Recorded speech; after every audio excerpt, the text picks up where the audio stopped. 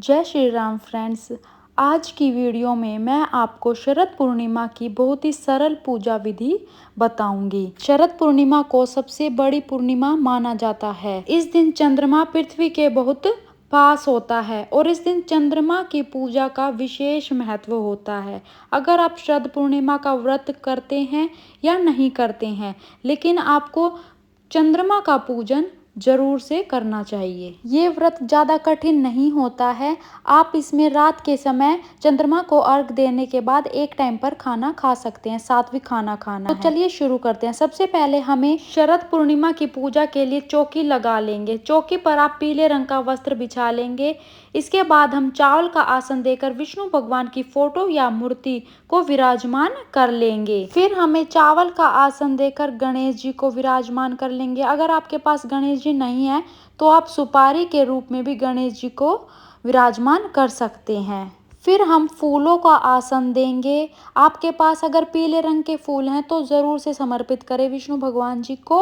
और चंद्रमा बनाएंगे। चंद्रमा की पूरी गोल आकृति हमें बनाने, क्योंकि शरद पूर्णिमा पर पूरा गोल चांद निकला रहता है और इस पर हम सफ़ेद फूल ही चढ़ाएंगे, क्योंकि चंद्रमा को सफ़ेद रंग बहुत ही ज़्यादा प्रिय होता है। फ्रेंड्स, हमें शरद पूर्णिमा की पूजा हमें शाम के समय करनी है। आप चाहे तो घर के आंगन में भी कर सकते हैं या फिर छत पर, जहाँ से आपको चंद्रमा दिखते हैं आप वहाँ पर पूजा कर सकते हैं, या फिर आप अपने मंदिर में भी ये पूजा कर सकते हैं। फिर जल का छींटा लगाकर शुद्धिकरण करेंगे। घी का दीपक जलाकर हम सभी को तिलक करेंगे। पहले चंदन से, फिर रोली से हमें तिलक करना है। चंद्रमा को भी हमें तिलक करना है। फ्रेंड्स, अगर आप चाहें तो आप इस समय पे कलश की स्थापना भी कर सकते हैं।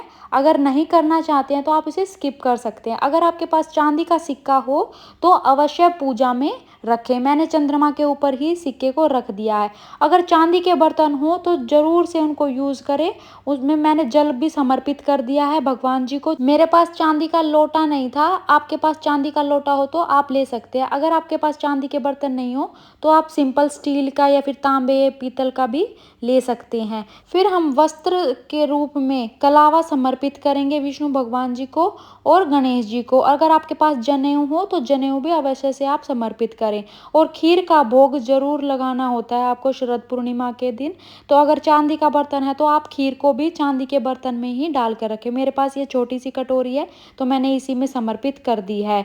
अब भोग में मैंने मेवा का भी लगाया है और ये जो सेब है, सेब का भी। आप कोई भी ऋतु फल ले सकते हैं। आप अपनी श्रद्धा के हिसाब से कुछ भी आप भोग में रख सकते हैं। इसके बाद हम धूप दीप दिखाएंगे। फिर हम दक्षिणा समर्पित करेंगे। दक्षिणा हमारी पूजा में रही कमियों को दूर करती है। फिर हाथ जोड़कर हम संकल्प लेंगे कि हम आज आपका व्रत कर रहे हैं, तो इसको सफल करने में हमारी मदद करना और मुझसे कोई गलती हो तो मुझे माफ़ कर देना। फिर हम कथा पढ़ेंगे। सीधे हाथ में हम चावल या फिर फूल रखकर हम कथा सुनेंगे।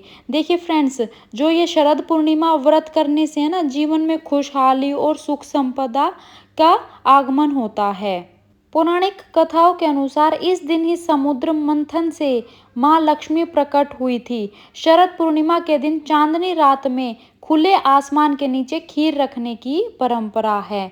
जब हम कथा पढ़ लेंगे तब हमें चावल को थोड़ा सा जल में डाल देंगे और कुछ भगवान जी को समर्पित कर देंगे। कथा सुनने के बाद हमें आरती करनी है, पहले गणेश जी की, फिर विष्णु भगवान जी की। फिर हाथ जोड़कर पूजा में रही कमियों के लिए क्षमा याचना करेंगे और मनोकामनाओं को पूर्ण करने के लिए प्रार्थना करेंगे। फ्रेंड्स, इस तरह से हमारी शरद पूर्णिमा व्रत पूजा विधि संपन्न होती है। अगर आपको ये विधि अच्छी लगी हो तो प्लीज़ वीडियो को लाइक ज़रूर करें और चैनल को सब्सक्राइब ज़रूर करें।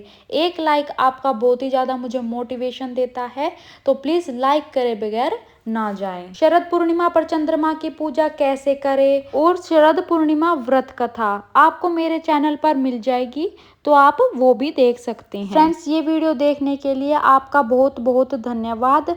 ऐसे ही अपना प्यार बनाए रखना। मिलती हूँ मैं आपको नेक्स्ट वीडियो के साथ। तब तक के लिए bye bye friends and take care all of you. Thank you so much for watching this video.